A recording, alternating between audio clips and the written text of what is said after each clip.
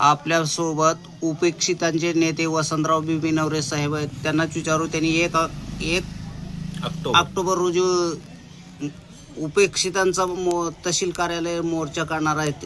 त्या मोर्चाचं प्रयोजन नेमकं काय, त्यांनाच विचारू आपण.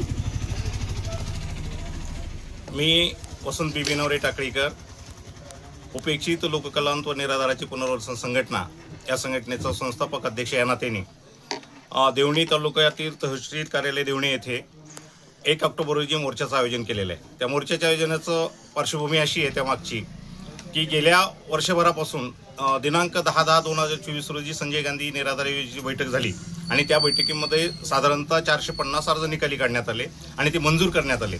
तरी पण अद्याप त्या 450 लोकांना त्यांच्या खात्यामध्ये अनुदान वर्ग केलेलं नाही.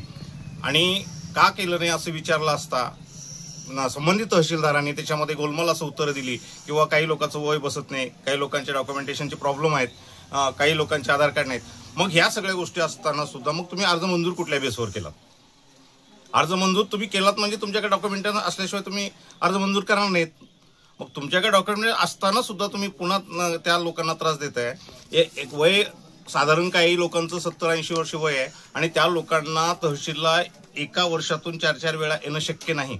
तरीही तुम्ही त्यांना त्रास देताय आणि परत त्यांना कागद मागताय. या त्रासाला व या जाचाला कंटाळून काही निराधारांनी आमच्याकडे म्हणणं मांडलं की बाबा एवढा फार मोठा त्रास होतोय आणि त्या त्रासाचं काय करायचं.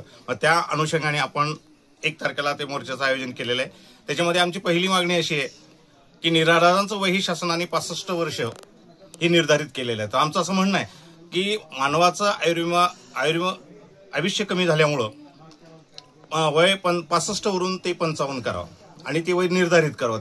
त्यासाठी अलीकडे महागाई एवढ्या फार मोठा प्रचंड महागाई झालेली आहे, महागाई आकाशाला भिडलेली आहे आणि सरकार त्यांना तुटपुंजे 1,500 रुपये म्हणजे 1,500 रुपये अनुदान देते. आता औषधाच्या किमती, गोळ्यांच्या किमती आणि सर्वच याच्या वस्तूच्या किमती एवढ्या फार प्रचंड वाढल्या, त्यामुळे या महागाईच्या संदर्भात ते तुटपुंज अनुदान पुरेसं नाही. तर आम्ही शासनाकडे 1,500 रुपयावरून 5,000 रुपयाची मागणी करतोय आणि ती शासनाने ही मागणी तात्काळ विचारात घेऊन अनुदान लागू करावं. असं नाही झाल्यास यानंतर चक्काजाम आंदोलन करण्यात येईल, विविध ठिकाणी मोर्चे काढण्यात येतील आणि संबंधित अधिकाऱ्यांना आणि मंत्र्यांना घेराव घातला जाईल, याचीही शासनाने नोंद घ्यावी असं या ठिकाणी आम्ही नमूद करतोय. दुसरा विषय असा आहे की ज्या लोकांचं वय 65 पेक्षा जास्त आहे आणि ते योजनेत समाविष्ट आहेत, काही लोक अपंग आहेत, काही कुष्ठरोगी आहेत, अंध आहेत, अशा लोकांचं अनुदान या सगळ्या भानगडी न करता त्यांना थेट त्यांच्या म्हणजे जिथं वास्तव्याला राहतात त्या ठिकाणी पोस्टामार्फत त्यांना ते अनुदान वितरित करण्यात यावं. शासनाने अलीकडेच जो आत्ता जे दुष्काळ सदृश परिस्थिती निर्माण झाली, शेतकऱ्यांचं 100% नुकसान झालेलं आहे याच्यामध्ये. पण शासनाचं धोरण, ऑगस्ट महिन्यामध्ये जो ड्रोन सर्व्हे झाला त्या सर्व्हेला अनुसरून शासनाने नुकसान भरपाई देण्याचं ठरवलेलं आहे.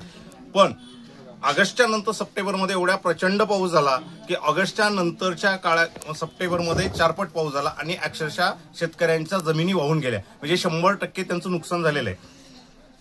मागच्या निकषाप्रमाणे जर तुम्ही देत असाल तर ते कुठल्याही फायद्याचं किंवा शेतकऱ्याच्या कुठल्याही हिताचं होणार नाही, कारण शेतकरी आज या तारखेला उद्ध्वस्त झालेला आहे. त्याच्यामुळे शासनाने त्याला 100% मदत द्यावी आणि ती कायम ठेवावी पुढे का, कारण शेतकऱ्याच्या हातात आता काहीच राहिलेलं नाही आणि शेतकऱ्याला जोडूनच शेतमजुराचा प्रश्न निर्माण होतो. आता शेतमजूर जे शेतीवर काम करतात त्यांना त्यांच्या हाताला कुठलंही काम राहिलेलं नाही. सरकार शेतकऱ्यांना मदत करते, मग शेतमजुराचं काय प्रयोजन आहे शासनाकडे? तर आम्ही असं म्हणतो, शासन सन्मान निधी योजना दे राबवते सरकार, पण मजुरासाठीचं काय प्रयोजन आहे? तर आम्ही शासनाकडे अशी मागणी करतो किंवा ज्या धर्तीवर तुम्ही किसान सन्मान निधी जे देताय त्याच धर्तीवर मजूर सन्मान निधी ही योजना या शेतीतील काम करणाऱ्या मजुरासाठी लागू करण्यात यावी, ही एक प्रामुख्याने मागणी. रेशन दुकानातून जे वाटप प्रति व्यक्ती धान्य 5 किलो वाटप करते शासन, पण आता दुष्काळी परिस्थिती निर्माण झाल्यामुळं ते 5 किलो अन्न ही पुरेसं नाही. तर शासनाने प्रति व्यक्ती अन्न सुरक्षेमार्फत 10 किलो अन्नधान्य पुरवठा करावा, जेणेकरून ती दुष्काळावर मात करण्यासाठी उपयोगी पडेल. या सर्व मागण्यासाठी आम्ही 1 ऑक्टोबर रोजी या मोर्चाचं आयोजन करण्याचं केलेलं आहे आणि तो प्रचंड प्रमाणात असा मोर्चा होणार आहे. त्यामध्ये 4-5 हजार लोक त्या मोर्चामध्ये समाविष्ट होणार आहेत आणि प्रत्येकाला ही गरज आहे. ही शासन प्रत्येक माणसासोबत गोलमाल बघतंय. प्रत्येक माणसाला ही बनावट जे कागदपत्र जे आहेत असं जे सांगतात, पण बनावट कागदपत्र देणारी टोळी तुमचीच आहे आणि मंजूर करणारे तुम्हीच आहेत आणि रद्द करणारेही तुम्हीच आहेत. त्यामुळे मग न्याय मागायचा कोणाकडे, यासाठी आम्ही तहसीलदारांना भेटले आणि याच्यात 1 तारखेच्या नंतर प्रचंड मोर्चाने आम्ही या सर्व अभावांना उत्तर देणार आहोत. सदर योजनेत दलालाचा खूप मोठा सुळसुळाट झाला आहे आणि दलाला मार्फत गेलेल्याच फाईल मंजूर होतात असंही लोकांचं म्हणणं आहे. त्याच्यावर तुमचं मत काय? हा खाजगी विषय आहे. दलाला मार्फत फाईल जातात म्हणजे तुम्ही काय त्याच्यामध्ये प्रूव्ह केलं बाबा? दलाला मार्फत जातात म्हणजे तुम्ही काय निकष, म्हणजे तुम्ही काय प्रूव्ह केलं त्याच्यामध्ये, की कुठली फाईल दलाला मार्फत आली, त्याच्यात काय स्पेशल मार्किंग आहे का, त्याच्यामध्ये शेरा आहे का, व दलाला ही फाईल दलाला मार्फत आली असं काही शेरा पडतोय का त्याच्यावर? असं शासनाला म्हणता येत नाही किंवा दलाला मार्फत फाईल आल्यात. मग तुम्ही दलाला मार्फत फाईली स्वीकारताय का? तसं काही निकष आहे का? लाभार्थी समोरच येत नाहीत आणि लाभार्थी समोर येत नाहीत म्हटलं तर ती दलाला मार्फत दाखल केला असं स्पष्ट होतं. तुमचं म्हणणं बरोबर आहे, पण काही समाजसेवी संस्था आहेत त्या त्याच्यामध्ये काम करतात आणि मग तहसीलदारांना त्यामध्ये बेनिफिट होत नाही, तहसीलच्या कर्मचाऱ्याला त्याच्यामधून काही फायदा होत नाही, म्हणून त्यांना असं मार्किंग केलं, त्यांना मार्क केलं की ही फाईल दलाला मार्फत आलेली आहे. समाजसेवेतून सर्वसामान्य गरीब लोकांची लूट होते असं वाटत नाही का? बिलकुल नाही. आणि त्या ठिकाणी ज्यांना वाटत असेल त्यांनी त्या ठिकाणी त्वरित नमूद करावं, आपण त्याच्यावर ऍक्शन घेऊ. पण लोकांना काय संदेश द्यायचे 1 ऑक्टोबरचा?